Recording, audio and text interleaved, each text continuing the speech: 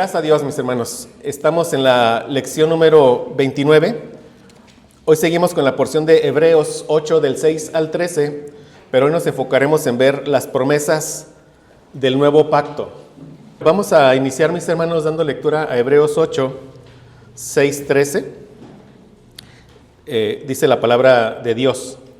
Pero ahora, tanto mejor ministerio es el suyo, cuanto es mediador de un mejor pacto, establecido sobre mejores promesas. Porque si aquel primero hubiera sido sin defecto, ciertamente no se hubiera procurado lugar para el segundo. Porque reprendiéndolos dice: he aquí vienen días, dice el Señor, en que estableceré con la casa de Israel y la casa de Judá un nuevo pacto. No como el pacto que hice con sus padres el día que los tomé de la mano para sacarlos de la tierra de Egipto. Porque ellos no permanecieron en mi pacto, y yo me desentendí de ellos, dice el Señor. Por lo cual, este es el pacto que haré con la casa de Israel después de aquellos días, dice el Señor. Pondré mis leyes en la mente de ellos, y sobre su corazón las escribiré. Y seré a ellos por Dios, y ellos me serán a mí por pueblo.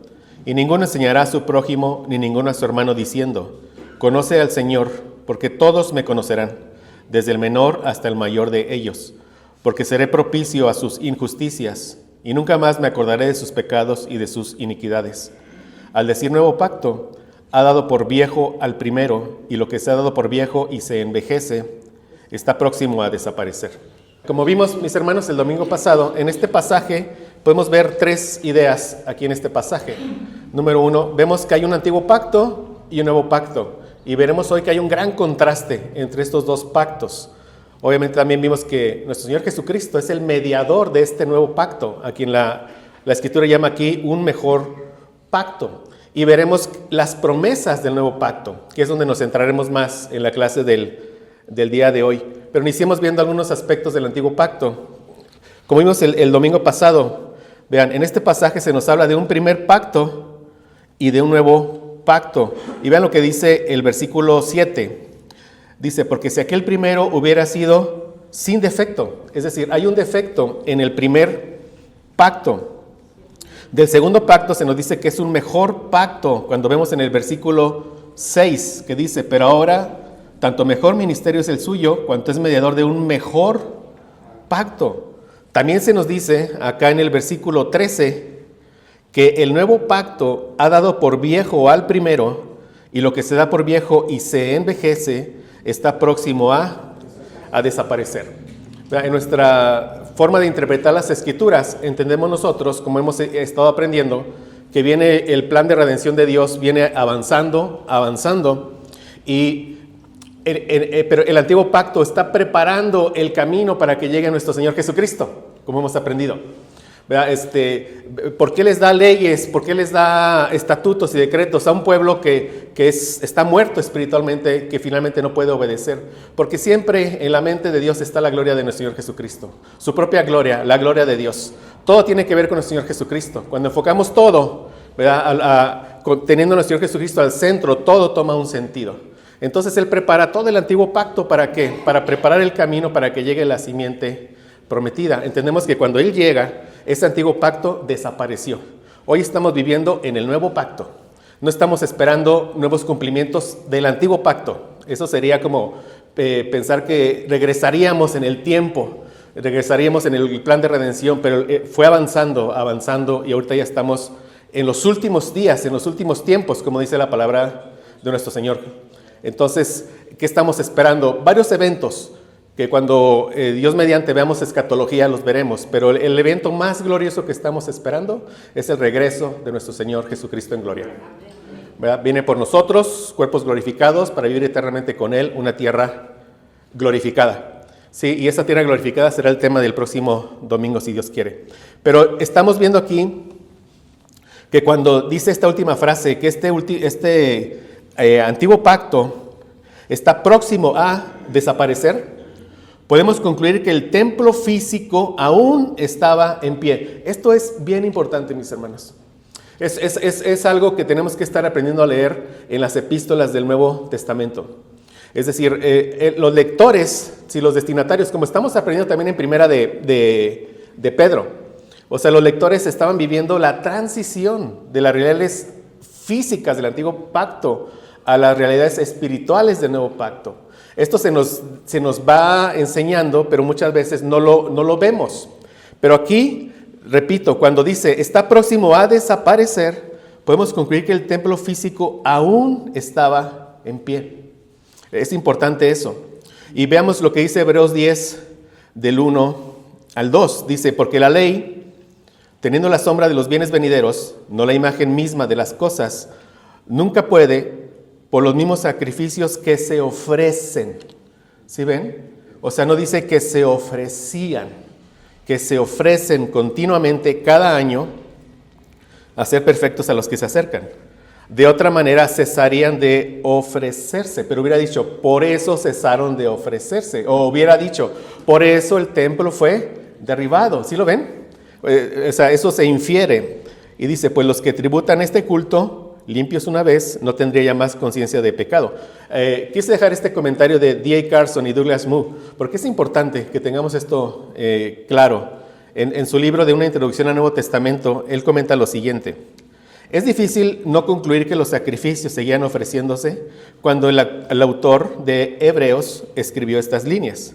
Si los sacrificios del templo hubieran cesado, como ciertamente sucedió en el año 70 después de Cristo, es difícil de concebir que se resistiera a señalar esta cuestión. O sea, la idea general de la epístola es establecer el carácter exclusivo y definitivo del sacrificio de Cristo y evitar que sus lectores regresaran al sistema de sacrificios del que se habían emancipado, liberado, al convertirse en cristianos.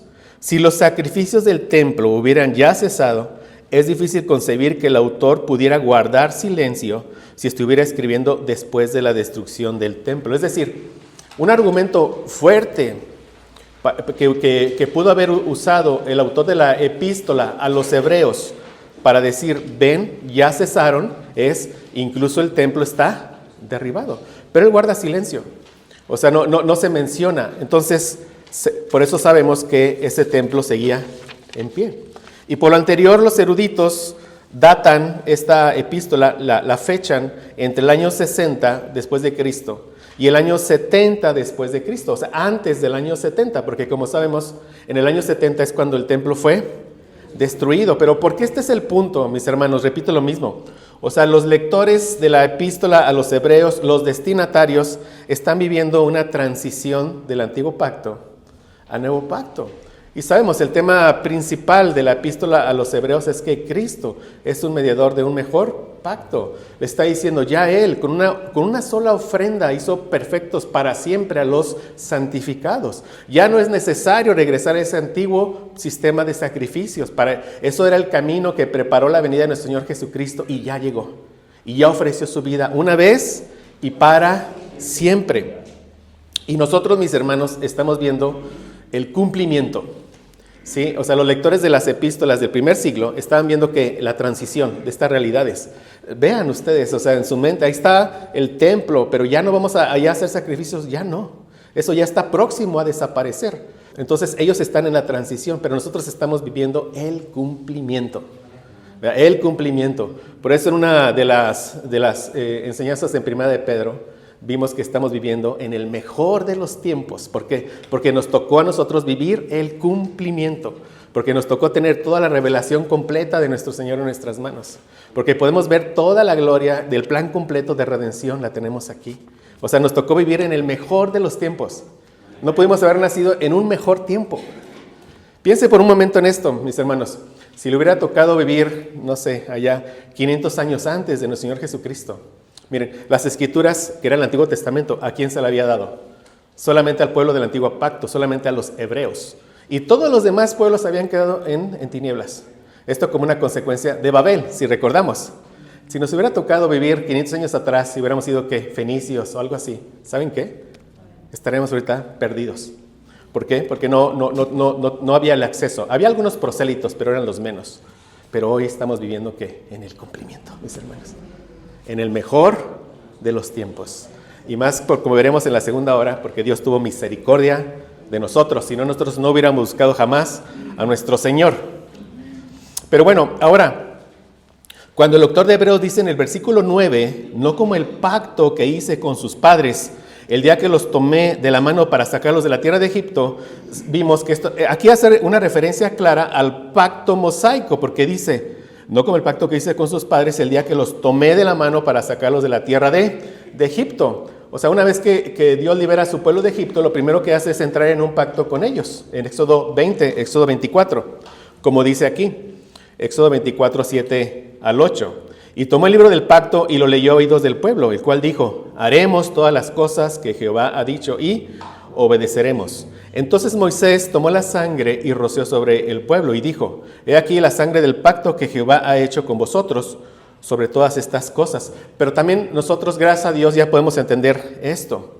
O sea, el pacto mosaico es el que terminó de definir lo que significaba el pacto de la circuncisión que fue hecho con Abraham para los israelitas étnicos. Sí, aquí traigan a su mente ya todo lo que hemos estado, gracias a Dios, viendo en nuestro glorioso camino a Emaús. Cuando Dios entra en un pacto con Abraham, le da promesas incondicionales que él va a cumplir. Le promete un reino, ¿no? Un reino. ¿Qué le promete? Descendientes, una tierra, un reino completo. Pero poco después entra con los descendientes físicos de Abraham en un pacto de la circuncisión. Y le dice, aquel varón que no sea circuncidado será que cortado del pueblo. Vemos claramente que ahí hay una condición.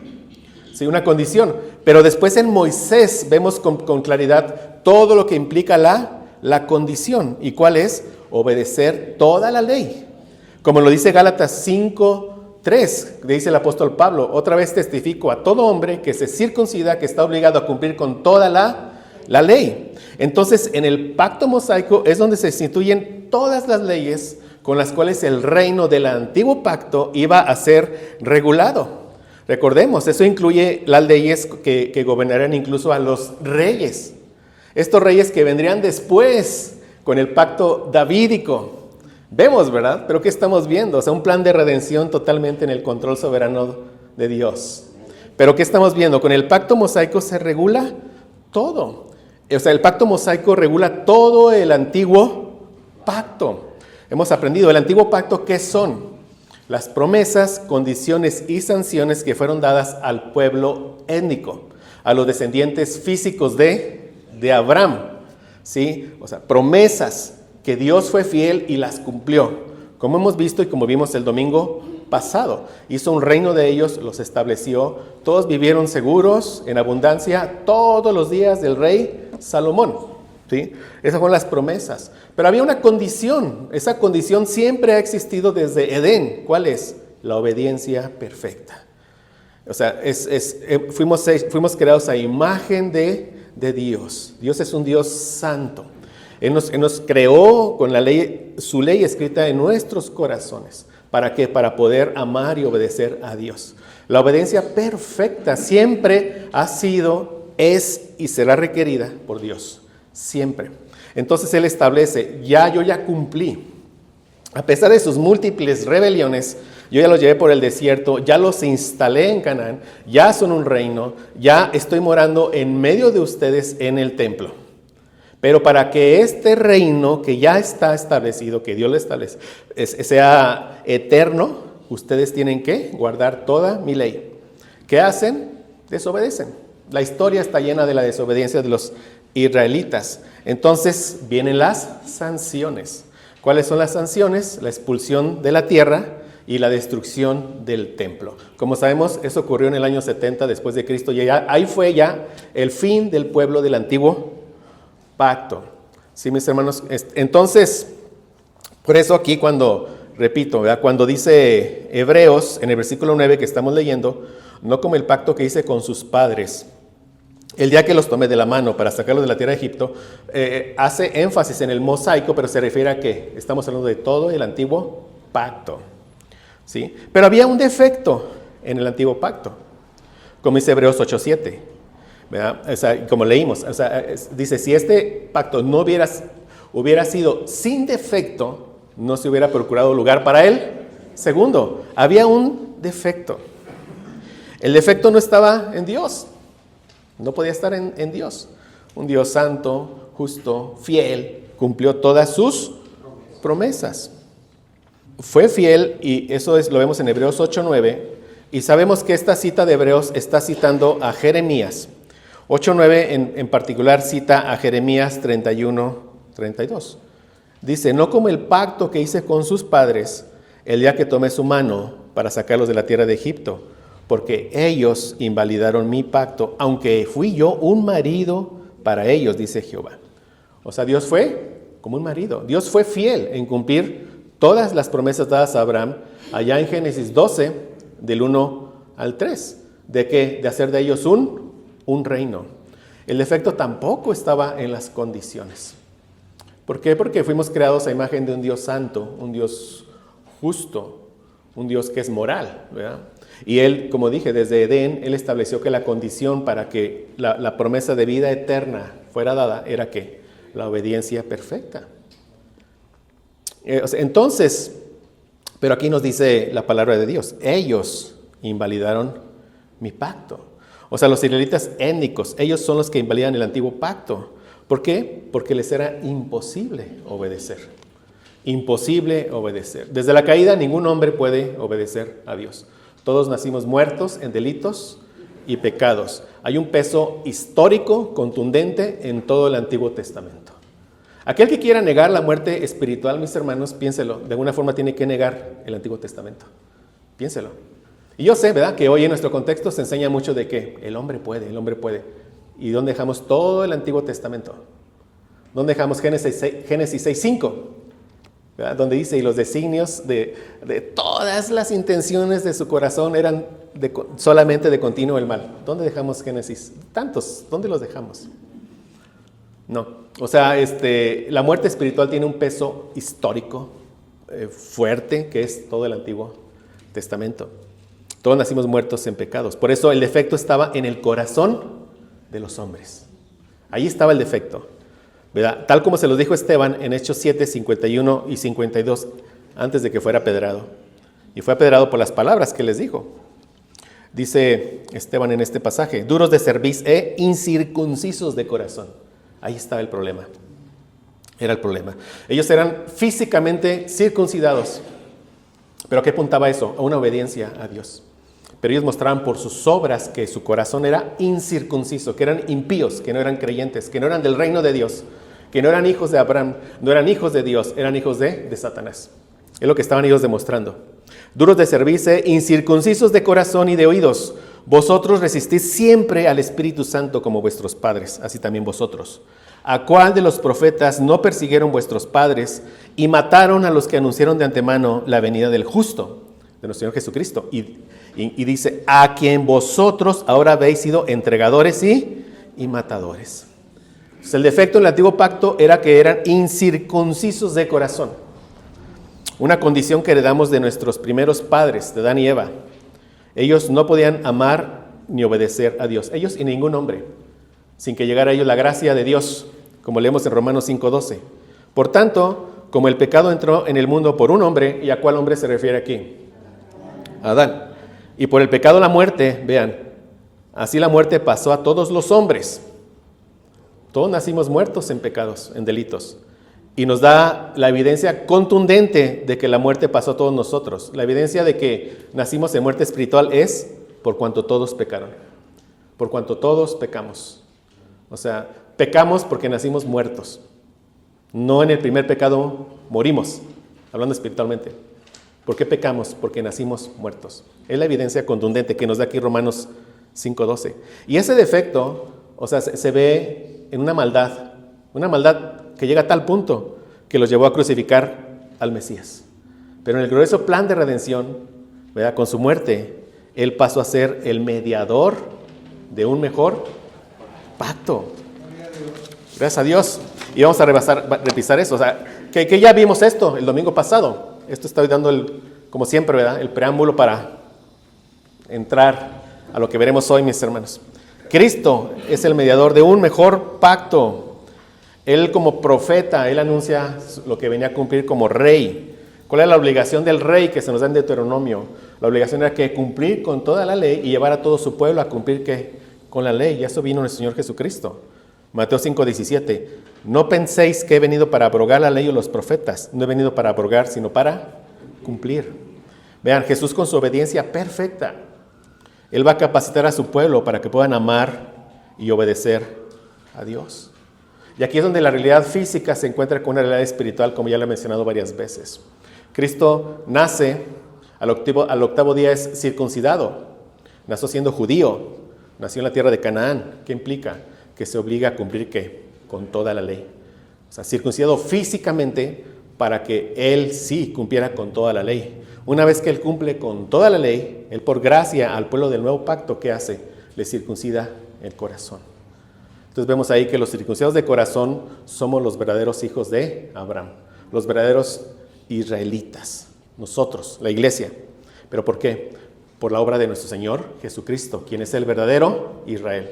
Pero vean ustedes, o sea, en Cristo todas las realidades del antiguo pacto físicas están terminando, se encuentran en Cristo. Y las realidades espirituales del nuevo pacto están dando inicio. Y nosotros ya estamos de este lado de la resurrección de nuestro Señor Jesucristo. Amén. Por eso leemos en Hebreos 8:6. Por ahora, tanto mejor ministerio es el suyo, cuanto es mediador de un mejor pacto, establecido sobre mejores promesas. O sea, Cristo es el mediador, porque Él ofrece su vida una sola vez y para siempre. Y con una sola ofrenda hizo perfectos para siempre a los santificados. Entonces, solo Cristo es el mediador.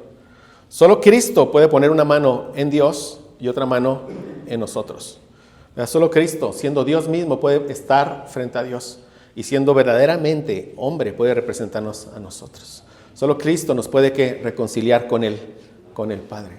Pero siempre, o sea, nuestro abogado eternamente y siempre estará intercediendo por nosotros. Sí, desde el día que llega a nuestra vida hasta la eternidad. Siempre Él está intercediendo por nosotros. ¿Les digo algo? En este momento Él está orando por cada uno de los que hemos sido salvados. Eternamente está orando por nosotros. Eternamente Él está intercediendo por nosotros. Es nuestro mediador, eterno mediador. Solo Cristo. Porque la cruz fue el altar donde el sacerdocio y la ofrenda se unen en Jesucristo. Nuestro gran sumo sacerdote ofrece el mejor sacrificio, su propia vida, una vida sin pecado. Y Jesús ahí derramando su sangre, Él ahí está estableciendo el nuevo pacto. El nuevo pacto se promete desde Génesis 3:15, pero ya es la promesa del nuevo pacto. Recordamos, ¿qué dice? Cuando dice, pondré enemistad entre tú y la mujer, cuando Dios se dirige ¿a quién? A Satanás. ¿Verdad? Y también dice que va a poner enemistad entre la descendencia espiritual de la mujer. ¿Quién es la descendencia espiritual de la mujer? La descendencia espiritual somos los que hemos creído en Cristo, la iglesia. Usted ha estado, si está en Cristo hoy, eternamente usted ha estado en la mente de Dios. Espero que ya cuando vea Génesis 3:15 diga, ahí estaba yo. Ahí está usted ya.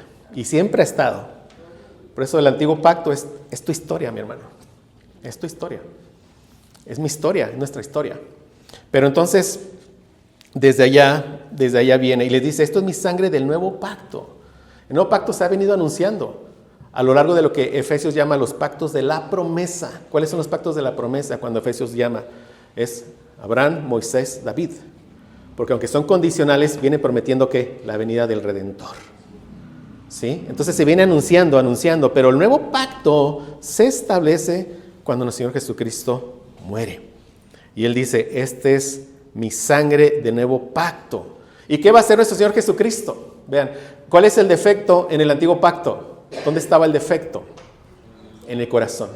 ¿Y qué va a hacer nuestro Señor Jesucristo? Corregir el defecto. Por completo, totalmente. ¿Cómo?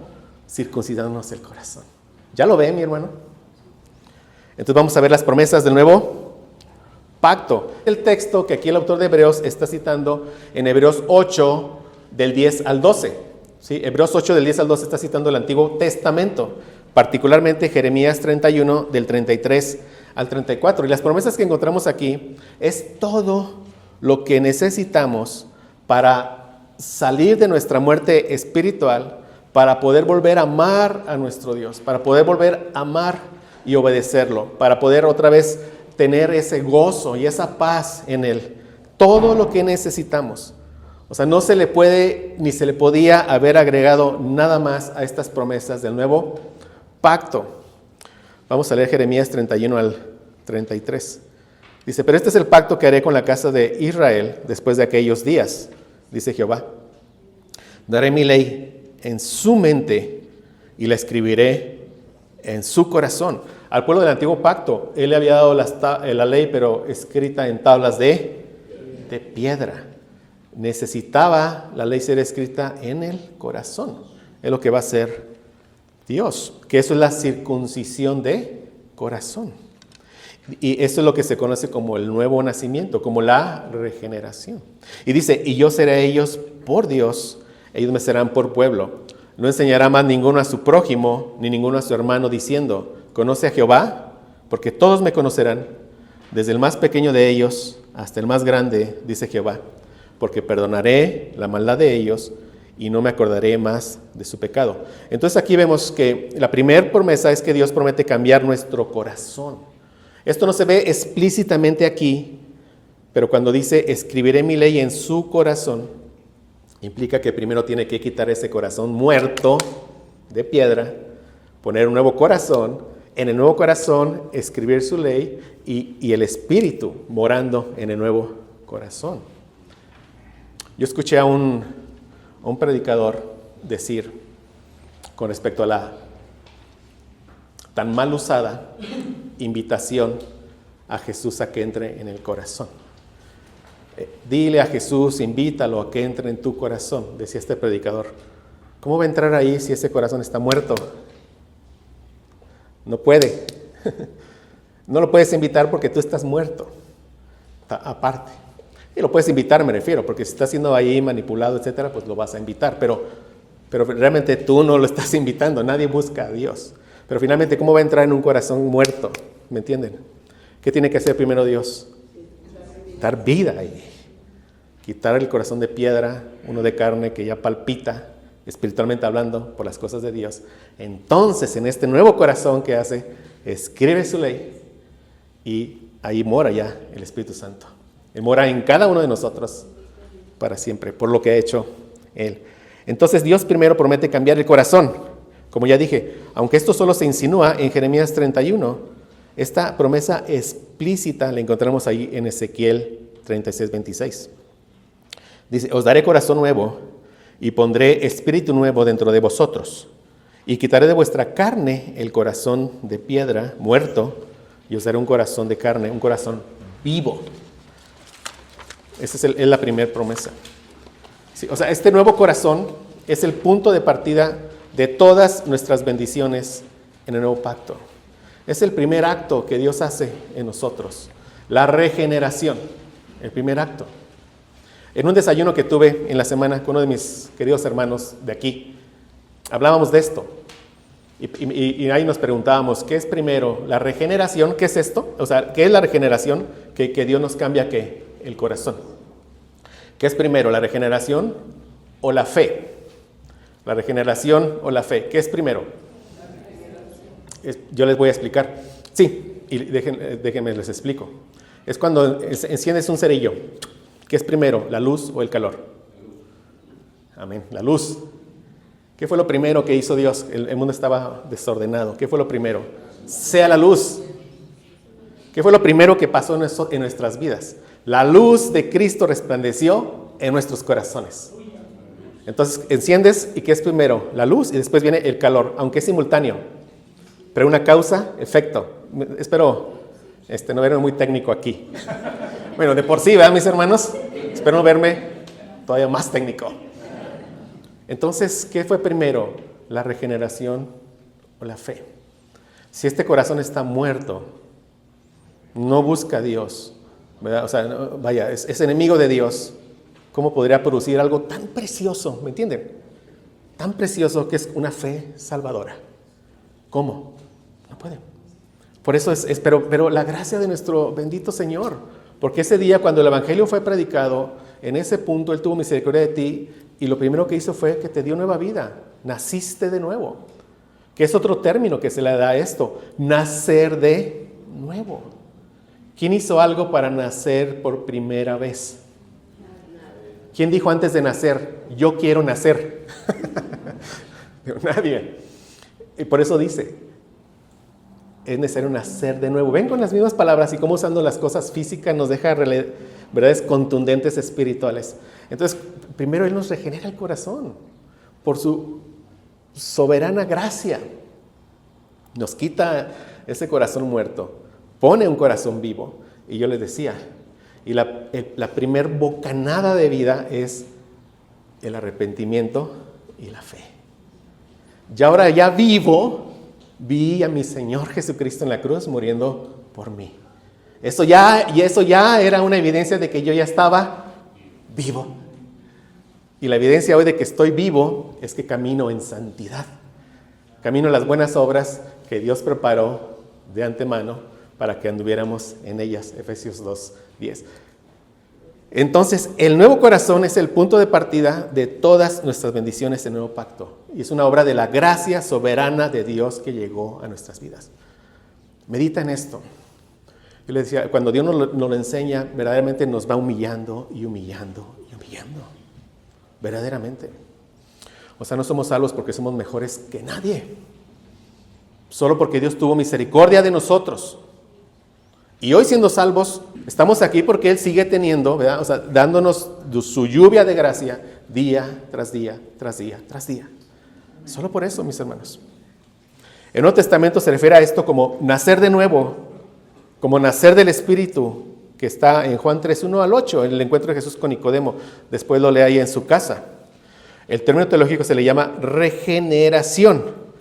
Es la obra que Dios hace por medio de su Espíritu, cuando su palabra es predicada, para espiritualmente hacernos vivos de entre los muertos, como dice Romanos 6:13. Él cambia nuestros afectos, o sea, nuestras emociones, nuestra voluntad, en lo que somos, en nuestro corazón. Él cambia verdaderamente nuestro corazón.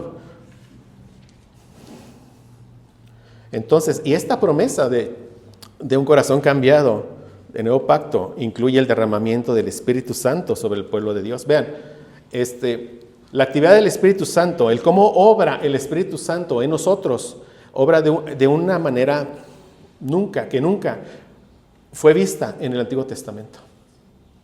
El Espíritu Santo que mora en usted, o sea, lo lleva a una santificación, lo lleva a un amor a Dios, lo lleva a una plenitud en Cristo como nunca antes la vivió. Escúcheme bien, ningún profeta del Antiguo Testamento.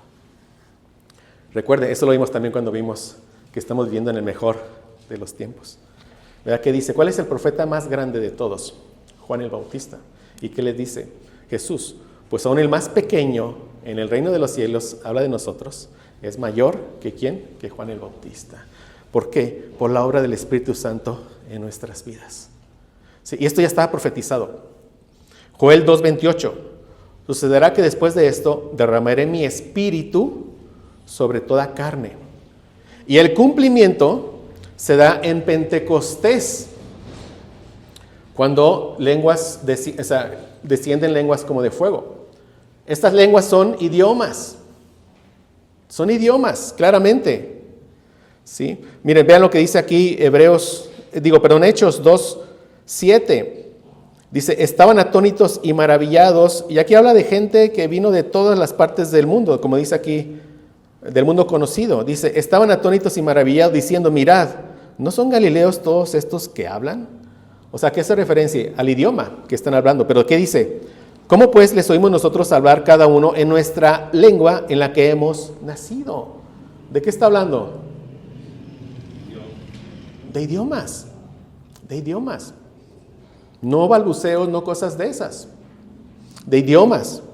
Pero bueno, aquí ¿cuál es el punto? Evidentemente ese es un don de lenguas que fue necesario porque el Evangelio iba a ser predicado a toda lengua, tribu, pueblo y nación.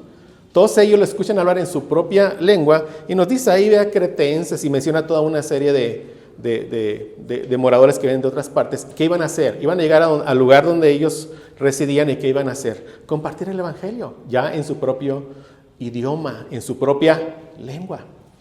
Ya ese don hoy ya no es necesario porque la Biblia está traducido, tantos idiomas. Quizás hay algunos que falten, pero hay unas labores muy fuertes por seguir traduciendo la Escritura en dialectos y en muchas cosas. Porque hay todos esos esfuerzos tan grandes. No sería más que nos diera el don y lo escribimos.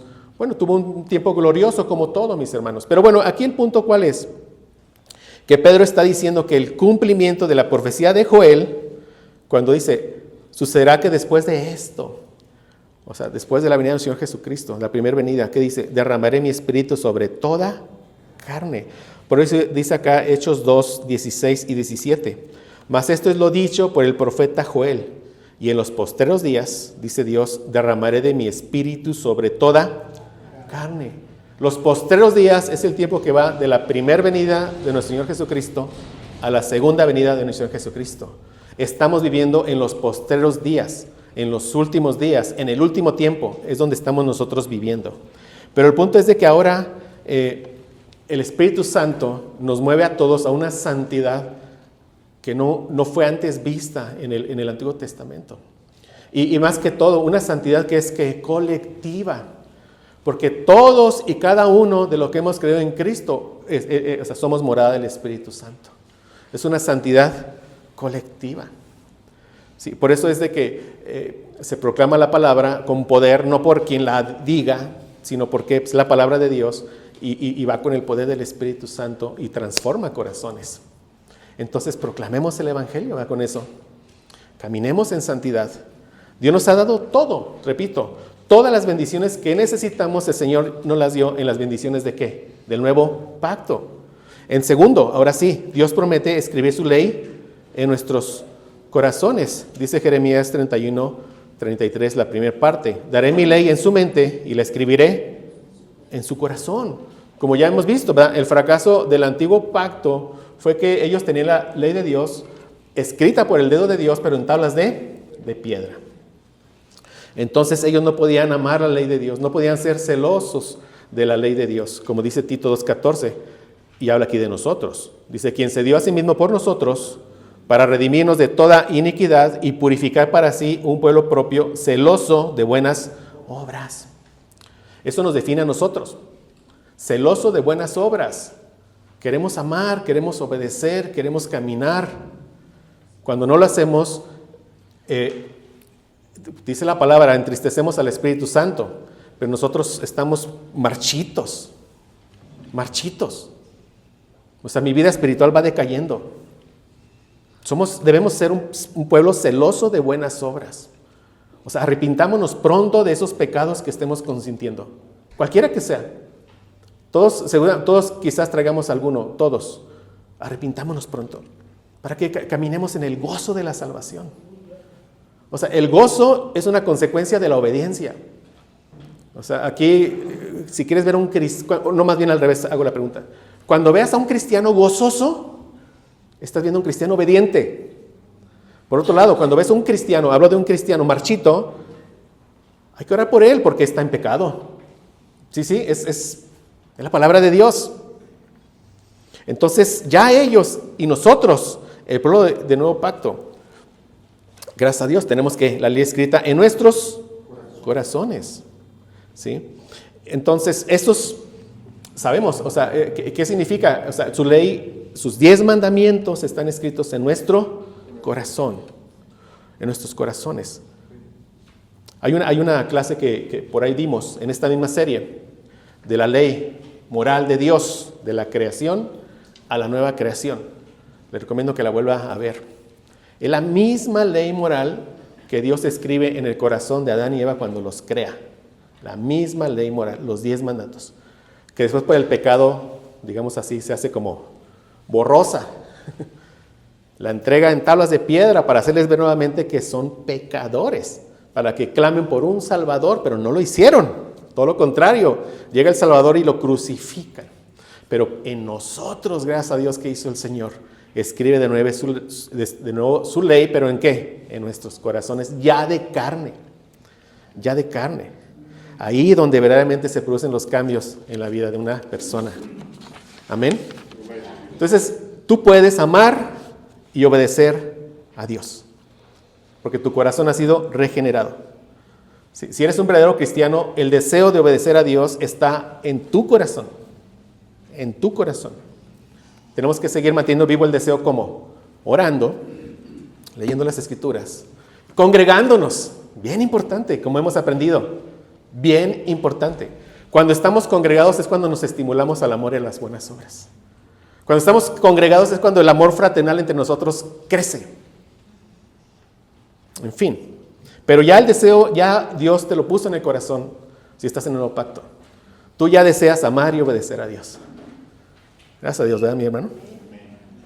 Espero que todos proclamemos como el salmista, cuando dice, oh, cuánto amo yo tu ley. Todo el día es ella mi meditación. Entonces, como hemos dicho, el problema no estaba en Dios, ni en sus promesas, ni en los 10 mandamientos. Estaba, ¿qué? En el corazón del hombre. O sea, Dios no viene con nuevos mandatos. Son los mismos 10 mandatos los que son escritos en nuestro corazón. Pero ahora, ¿dónde? En un nuevo corazón. Gracias a Dios, ¿verdad, mi hermano? Espero que esto te anime. Te anime.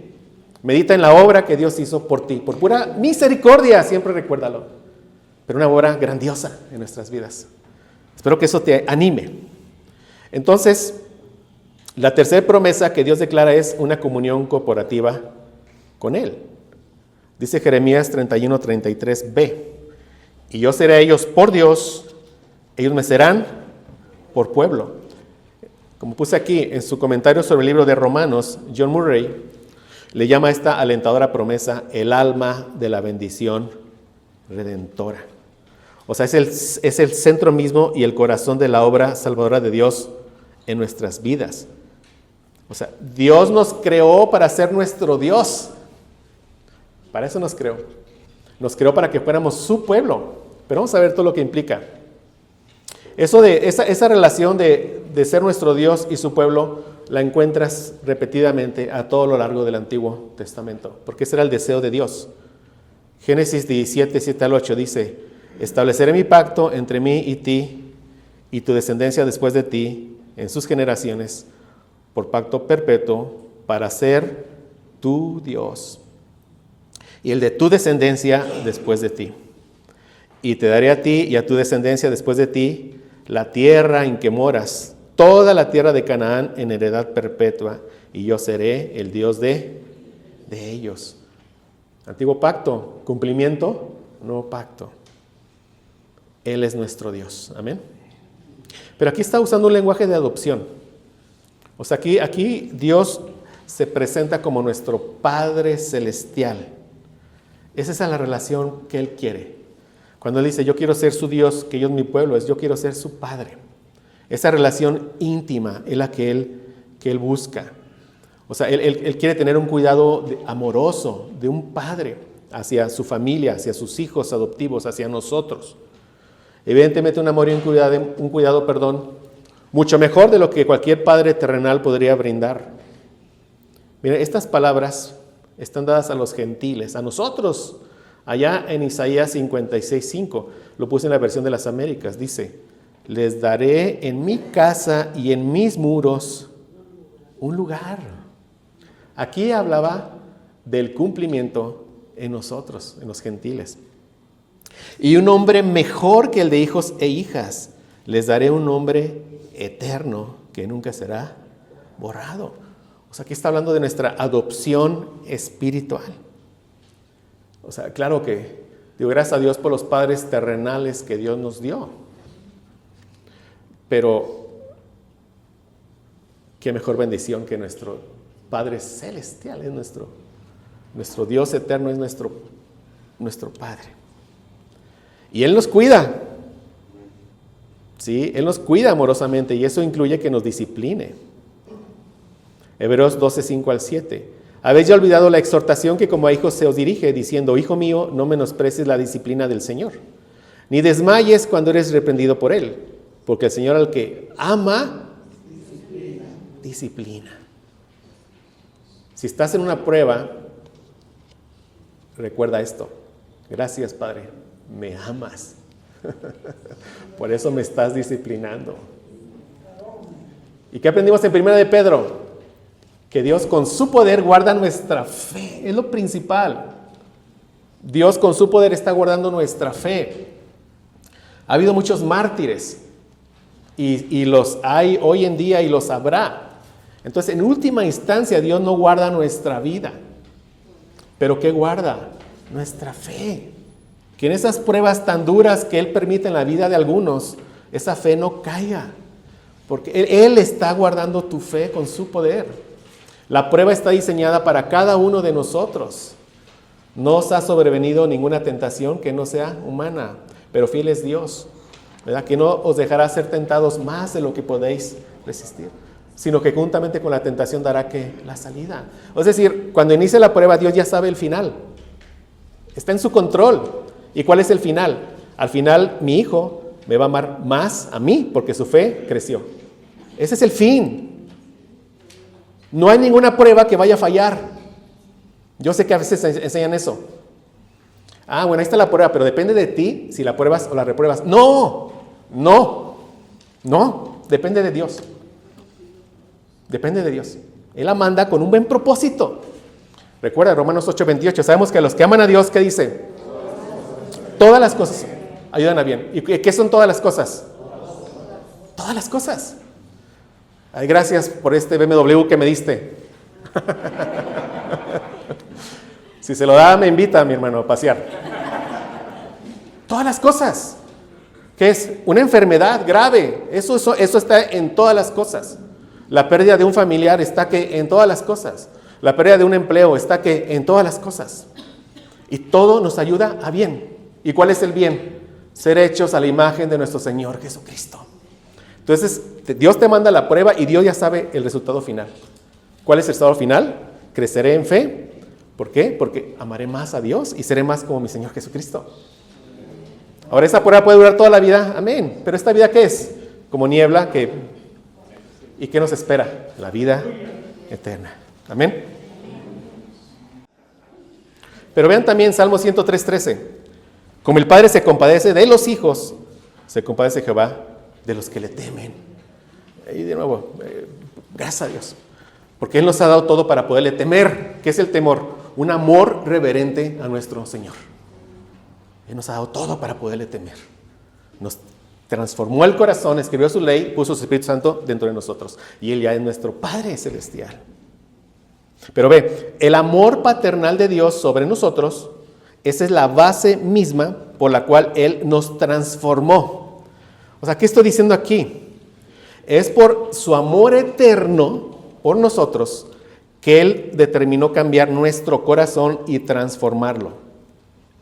Jeremías 31:3 y 4. Lo puse de nuevo en la versión de las Américas. Dice: desde lejos el Señor se le apareció diciendo: con amor eterno te he amado. Por eso te he traído con misericordia. ¿Qué es primero? ¿El amor o la misericordia? El amor. Con amor eterno te he amado.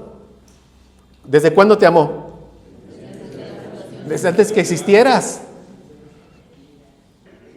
Desde antes de la fundación del mundo. Con amor eterno te he amado. Por eso te he atraído con misericordia. La base de todo es ese amor paternal que Dios quería derramar sobre todos sus hijos. Gracias a Dios.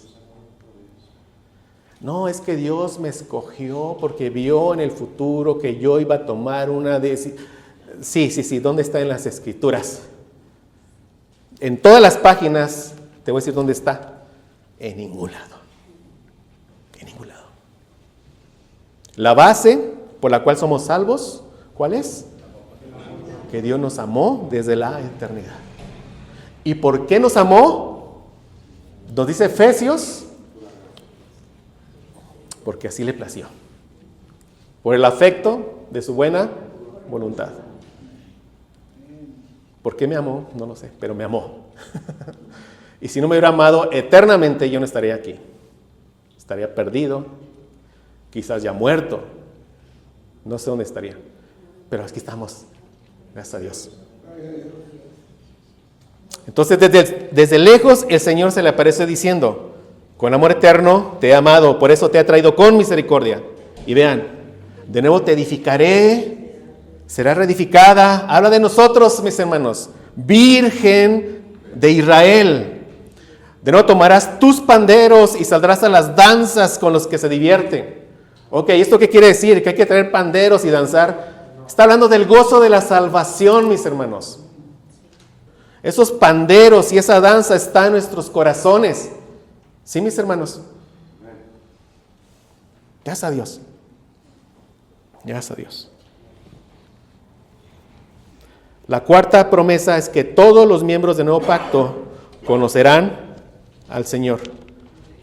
Dice Jeremías 31:34. Y no enseñará más ninguno a su prójimo, ni ninguno a su hermano, diciendo, conoce a Jehová. Porque todos me conocerán, desde el más pequeño de ellos hasta el más grande, dice Jehová. Aquí habla de un conocimiento personal, un conocimiento que es salvífico. Yo no le puedo decir a mi hermana Mireya, conoce al Señor. Me va a decir, ya lo conozco. ¿No? Déjate una buena noticia, ya lo conozco. ¿Sí? Y así. O sea, los que hemos conocido a Dios, conocemos a Dios. Y podemos compartir nuestro testimonio, nuestro gozo, porque lo conocemos, a eso se refiere. En el antiguo pacto, era una membresía mixta. ¿Qué quiere decir esto? Siempre ha habido un Israel dentro de Israel. Aquí está todo Israel, pero en todo Israel, no todo Israel era salvo. Había un Israel, un verdadero Israel, hablando en el antiguo pacto, que estaba dentro del Israel. Pero era mixto. Entonces el verdadero Israel tenía que decirle al Israel, conoce al Señor. ¿Sí lo ve? Lo tenía que evangelizar, en otras palabras. Pero todos los miembros del nuevo pacto, si estamos en el nuevo pacto es porque todos hemos sido ¿qué? Circuncidados del corazón. La ley ha sido escrita en mi corazón. El Espíritu Santo mora en mí. Dios es mi Padre y lo conozco. Es esto a lo que se refiere aquí. Por eso dice Jesús, esta es la vida eterna, que te conozcan a ti, el único Dios verdadero, y a Jesucristo, a quien has enviado. Habla de un conocimiento personal. Claro que antes hay que tener un conocimiento intelectual, hay que escuchar el Evangelio, y si Dios tiene misericordia, entonces tendrán ese conocimiento personal como lo tenemos nosotros. Y finalmente, la quinta promesa es el perdón de pecados. Dice Jeremías 31:34, la segunda parte. Porque perdonaré la maldad de ellos y no me acordaré más de su pecado. ¿Sí? O sea, ¿para qué fue todo el antiguo pacto? Vean, espero que ya lo pueda usted ahí ver. Preparó todo el camino ¿para qué? Para perdonar al pueblo del nuevo pacto. ¿Cómo lo preparó? Pues, estableciendo todas las condiciones, todo esto ¿para quién? Para la llegada de la simiente prometida. Él llega y en su sangre tenemos que perdón de pecados. Gracias a Dios, perdón de pecados. Entonces son tres grandes diferencias, son evidentes en Jeremías 31, del 31 al 34, con el antiguo pacto. La primera, en base a todo lo que vimos, es una naturaleza incondicional de las promesas para nosotros. El antiguo pacto era un pacto condicionado por la obediencia del pueblo a la ley de Dios. Si haces, entonces serás bendecido. Pero se podía violar y con el tiempo fue violado por Israel. Pero el nuevo pacto no es como el antiguo pacto en este sentido. Todo lo que Dios dice sobre el nuevo pacto es declarado en el lenguaje de yo haré, ¿sí o no? Yo haré. Yo te quitaré ese corazón. Yo te daré un nuevo corazón. Yo escribiré mi ley en tu corazón. Yo te daré mi espíritu. Yo seré tu Padre. Yo te perdonaré. ¿Qué hizo usted, mi hermano, para recibir tanta bendición? Dios mismo se hace completamente responsable de su cumplimiento. Porque el Señor Jesucristo cumplió con todas las condiciones establecidas en el antiguo pacto. Su obediencia perfecta hasta la muerte. La segunda característica de este pacto que lo hace diferente del antiguo pacto es la transformación del carácter de sus miembros. Todos los miembros del nuevo pacto, sin excepción, obedecerán la ley de Dios. Todos conocerán personalmente al Señor. Todos serán personas regeneradas, convertidas y salvas. Y como vimos, así no fue con los miembros del antiguo pacto. Ellos eran israelitas de nacimiento, pero como dice 1 Corintios 10:5, pero de los más de ellos no se agradó Dios, por lo cual quedaron postrados en el desierto. Pero dice, de los más de ellos, no dice de todos ellos. De los más de ellos, ¿por qué? Porque había un verdadero Israel dentro de él, Israel. Finalmente, el alcance salvador de las promesas. O sea, en el nuevo pacto, el perdón de pecados y el nuevo corazón se promete de manera explícita. Y en ninguna de todo lo anterior, en ninguno de los pactos, esto se había prometido. Y los hemos ido caminando. ¿En cuál usted encuentra una promesa de perdón de pecados y cambiar el corazón? En ninguno. ¿Dónde lo encuentra? Acá, hasta el nuevo pacto. ¿Por qué? Porque eso solo era posible hasta que viniera el Señor Jesucristo. ¿Sí lo ve? O sea, no se le podía prometer a nadie de ellos un cambio de corazón, ni un perdón completo de pecados. O sea, los pecados, ellos seguían con la culpa de sus pecados, pero seguían ofreciendo sacrificios año tras año. Pero era algo que no se podía prometer. ¿Por qué? Tenía que llegar nuestro Señor Jesucristo. Él llega, ahora sí su sangre nos perdona por completo y nos da un nuevo corazón. Entonces la promesa era ¿para cuándo? Para después de la venida de nuestro Señor Jesucristo. Le repito, estamos viviendo en el mejor de los tiempos. Entonces, por eso dice Hebreos, un mejor pacto establecido sobre mejores promesas. Claramente, ¿verdad, mis hermanos? Gracias a Dios.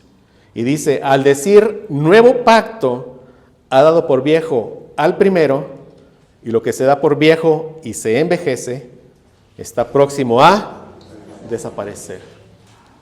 Y desapareció.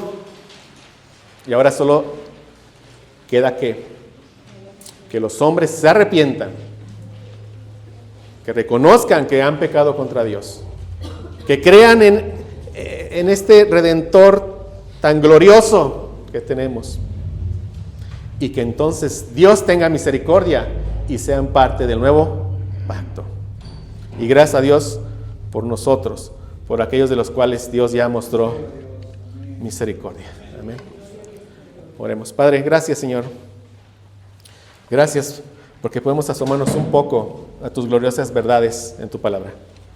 Gracias porque tu Espíritu Santo nos hace tener esta seguridad de que estamos en el nuevo pacto. Todos podemos ver nuestra vida vieja y ver verdaderamente nuestra muerte espiritual. Nos podemos ver allá muertos en nuestros pecados, todas esas cosas en las que nos entregamos. Pero por tu misericordia, porque tú nos has cambiado el corazón, porque nos haces andar en buenas obras, podemos ahora ver el testimonio de tu Espíritu Santo en nuestras vidas. Gracias, Señor. Gracias por estas promesas. Gracias porque nos diste todo lo que necesitamos para poder ser verdaderos moradores de tu reino. Gracias, bendito Padre. Gracias, Señor. Síguenos ayudando a caminar en santidad en nuestro desierto, en nuestro camino a nuestra gloria eterna. Ayúdanos, Señor. Quita de nuestra mente esas distracciones de este mundo pasajero. Ayúdanos, Señor, a estar enfocados en tu reino. Te lo rogamos, Padre, por los méritos de nuestro Señor Jesucristo en la cruz. Amén.